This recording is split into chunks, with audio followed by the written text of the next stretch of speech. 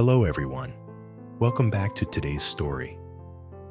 In this episode, Diep manages her workers, runs her warehouse, and navigates the chaos of the potato yard like a true leader. And the result? A stunning profit of $10,000, her first breakthrough since stepping into the world of business. But the story doesn't end with numbers. As respect grows among her workers, someone else begins to truly see her strength too. James. His unexpected appearance tonight reveals a softer, more emotional side behind Diep's fierce courage. Stay until the end, because this episode shows how success can change not only a business, but a relationship. And don't forget to subscribe to help us reach 10,000 subscribers. Your support means the world to us. The noon sun blazes overhead, turning the entire dirt yard into a shimmering sheet of heat. Diep stands right in the middle of it, her t-shirt soaked through and clinging to her back. But she pays it no mind. Around her, 4 muscular workers hoist heavy sacks of fresh potatoes onto the truck, each movement rough and powerful, sweat streaming down their arms like rain. Every time she gives a command, they respond in unison, loud and respectful. Yes, boss. It still feels surreal to her sometimes, how these grown men, all older and physically stronger, now look to her for direction. But Diep doesn't let that show. She crouches down, hands brushing over the small grade B potatoes still warm from the soil. Her fingers glide across the dry dirt on their skins as she checks the quality. Her voice is calm, firm, unshakable. Set these aside. We'll retail them tomorrow afternoon. An older worker, with sun-spotted arms, beams at her, teeth bright against his dusty skin. So young, yet already so capable, boss. Diep gives only a faint smile in return. She doesn't need to brag. Her authority speaks for itself. She moves across the yard, passing mountains of potato sacks that tower almost as tall as she does. The red dirt sticks to her flip-flops as she walks, each step steady, each stride filled with a quiet confidence. The wind lifts the hem of her shirt, revealing the small waist and lean frame no one would guess had the strength to manage dozens of workers and thousands of dollars worth of goods. In the back of her mind, the memory of Nye's morning sobs still twists her heart. But Diep pushes the ache down, far down, because right now she is the queen of this potato yard, the ruler of her very first business venture. The empire she built from absolutely nothing. The sun beats down relentlessly. Waves of heat ripple through the air. Diep wipes sweat from her forehead, her fingertips gritty with dust. Her throat is hoarse from shouting orders since dawn. All right, lunch break, brothers. Resume at 2. The men cheer weakly and drop onto the shaded patch beneath the big tamarind tree, grateful beyond words. But Diep doesn't sit with them. Instead, she pulls out a tiny dog-eared notebook and an old pen, her most loyal business partners. She leans against a wooden crate and calculates wages, jotting down every number with careful precision. Nothing escapes her. Not a single dollar. Not a single mistake. Then she calls each worker over, handing out their pay directly into their hands. Here you go. Good job this morning. Thank you, boss. Her voice is warm, sincere. She always pays first, always pays fairly. It's one of the many reasons they respect her so deeply. A young driver hesitates before taking his wages. His face is red from heat, and he looks almost embarrassed. "Boss, maybe you should rest a bit. This sun is too much." Diep gives a tired but genuine smile. "If the boss rests, who feeds you all?" The men burst into laughter, but there's something indescribably warm in their eyes when they look at her. Respect, admiration, gratitude. But the moment she steps into the dim warehouse, away from their view, her knees give way for just a second. She leans against the cool brick wall, chest rising and falling rapidly, hand covering her face. The exhaustion hits her like a wave, heavy, drowning. Just a few seconds, just long enough to catch her breath. Then she straightens up, smooths her hair, fixes her shirt, and steps back outside into the blazing heat as if nothing ever happened. As if she were carved from iron. Engines roar. Tires crunch over gravel. Another batch of goods arrives. Amid the noise, her phone rings. She grabs it instinctively, brushing dirt off the screen with her thumb.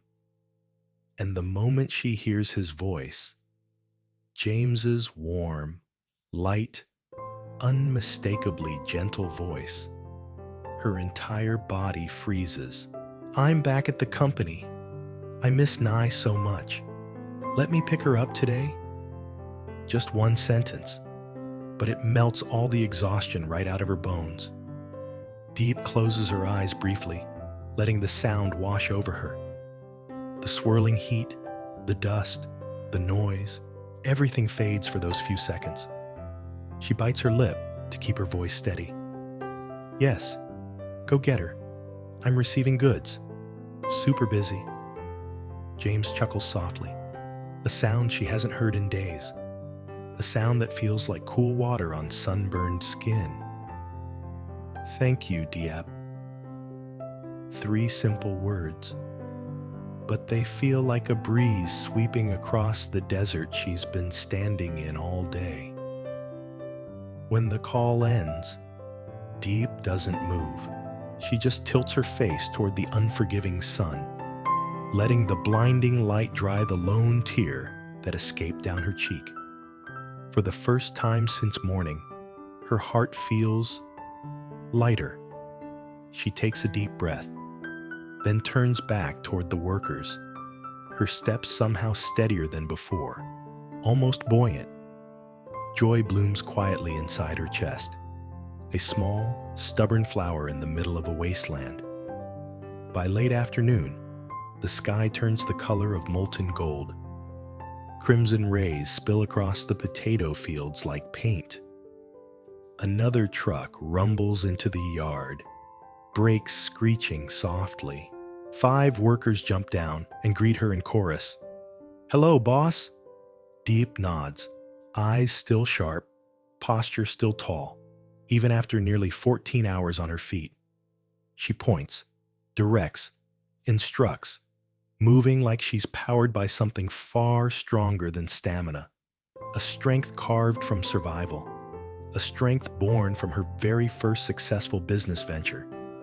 Inside her notebook, hidden between the pages she guards with her life, is today's miracle, $10,000 in profit, her first real win, her first real validation, and everyone here knows it. As she continues giving orders, faint traces of salt linger on her skin.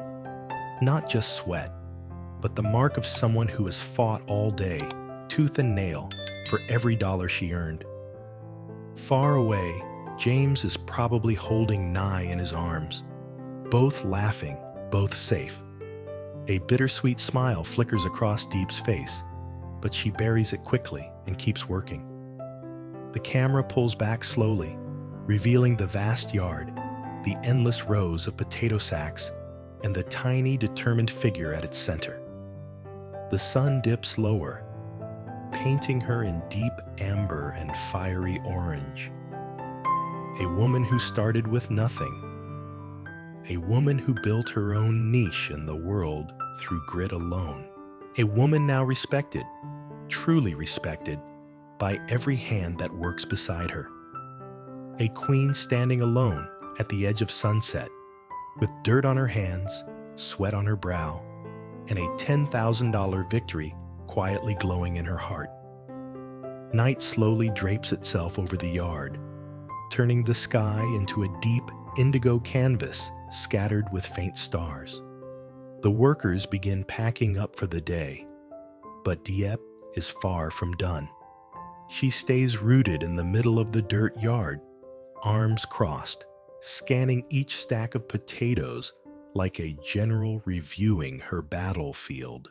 Her mind is sharp, calculating every detail. Tomorrow's transport schedule, tonight's storage temperature, the exact amount of fuel the trucks will burn on the morning route. She doesn't need anyone to remind her. This is her business, her creation, her responsibility. The last truck engine dies down, leaving behind a hush that feels strangely comforting. Without the noise, Diep can hear her own heartbeat, steady and strong.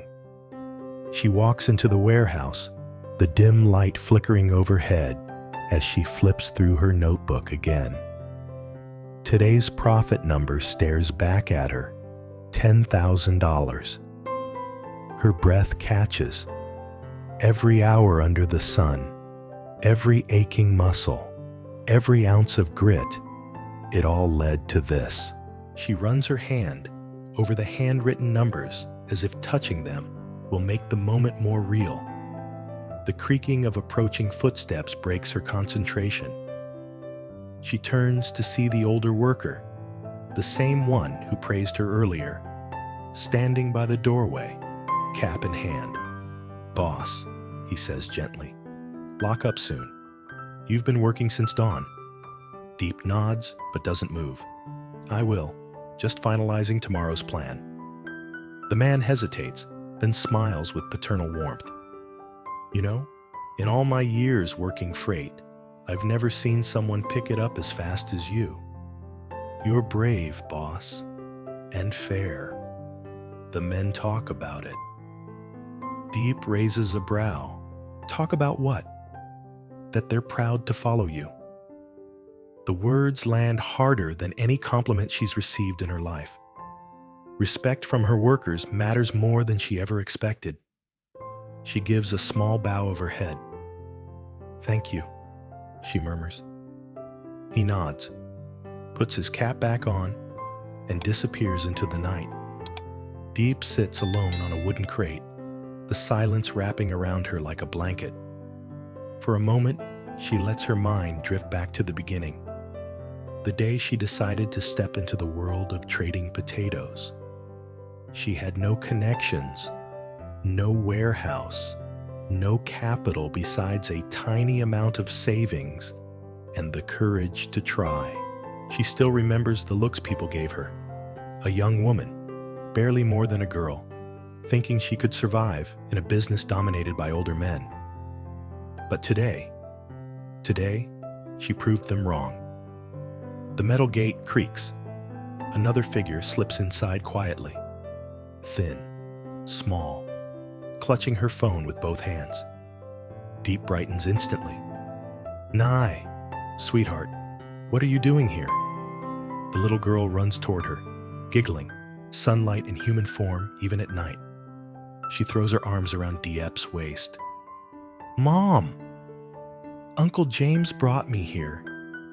He said you're working hard." Diep freezes. James brought her here? Before she can ask, footsteps echo from behind Nye. James steps into the light, still wearing his office shirt, sleeves rolled up, hair a little messy like he'd run his hands through it too many times. For a second, Diep forgets how to breathe. They haven't seen each other properly in days. Not since the tension, the distance, the misunderstandings quietly sprouted between them like weeds. James offers a soft smile. She insisted on seeing you. Wouldn't go home without saying goodnight. Nye nods proudly. I told Uncle James you're the strongest, Mom. Diep laughs despite her exhaustion. Is that so? James watches her with an unreadable expression. One part pride, one part worry. His eyes drift over her sweat-soaked shirt, dirty jeans, scraped arms. It hits him just how much she's been pushing herself. You look tired, he says softly. Diep shrugs. Part of the job. He steps closer, hands in his pockets. I heard you made $10,000 today. She stiffens. Who told you that? James gestures at Nye. She overheard your call earlier. She doesn't miss anything. Diep's cheeks warm, not with embarrassment, but with something like pride. It's my first big profit. Feels unreal. Something deep flickers in James's eyes. Admiration. Real, undeniable admiration. Diep, he says quietly, you're incredible. Those words land differently. They wrap around her heart, gentle yet firm. She clears her throat, looking away. Compliments from workers are one thing, but coming from James, they hit like a soft punch to the chest. Nye tugs at Diep's hand. Mom, Uncle James said you're a real boss now, like in the movies. Diep bursts into laughter again, crouching to kiss Nye's cheek. A very tired boss. James watches the scene silently, something warm softening his features. It's the first time in a long while Diep feels seen. Not just as a mother, not just as a woman waiting for him, but as someone capable, someone he genuinely respects. After tucking Nye into his car for a moment, James returns to Diep, standing under the dim warehouse light. The night breeze lifts strands of her hair, carrying the scent of soil and diesel, her battlefield perfume. You built this, he says, looking around the yard. All of it, on your own. Diep leans against the doorway, arms crossed. Someone had to. No, James says. This wasn't obligation. This was courage, hard work, bravery, and something I admire more than anything. Her breath hitches. He takes one step closer, voice dropping. I'm proud of you, Diep. Truly. Those words almost break her, because beneath all the long days, the sweat, the grit, the constant pressure, she's always wondered if anyone saw her effort, if she mattered beyond being strong. And James saying he's proud feels like the first acknowledgement she's received in years. She blinks hard, forcing back the sting in her eyes. Thank you. James studies her for a moment longer, then asks gently, Are you happy? She thinks about it, really thinks. The exhaustion is real, the loneliness is real, but so is the victory, the respect, the $10,000 proof of her capability, and the sight of her workers calling her boss with pride. I am, she whispers. I really am. James nods, a quiet smile curving his lips. You deserve it. A long silence stretches between them, comfortable, warm, the kind that doesn't need words. Then James reaches for her notebook lying on the crate. He flips it open and sees her neat columns, the meticulous planning, the wages she calculated by hand. You're doing good work, he says, the kind that lasts. Diep exhales slowly, tension finally melting. Thank you for bringing Nye. It means a lot. I know, James replies softly. And I want to be around more. For both of you. Her heart jolts. James? But he shakes his head gently. Not tonight. No heavy conversations. Tonight is yours. Celebrate it. He takes a step back, hands sliding into his pockets again. Come home soon. Nye and I will wait. Diep watches as he walks away, the tail lights fading into the night. A new kind of warmth spreads through her chest. Quiet, steady, hopeful.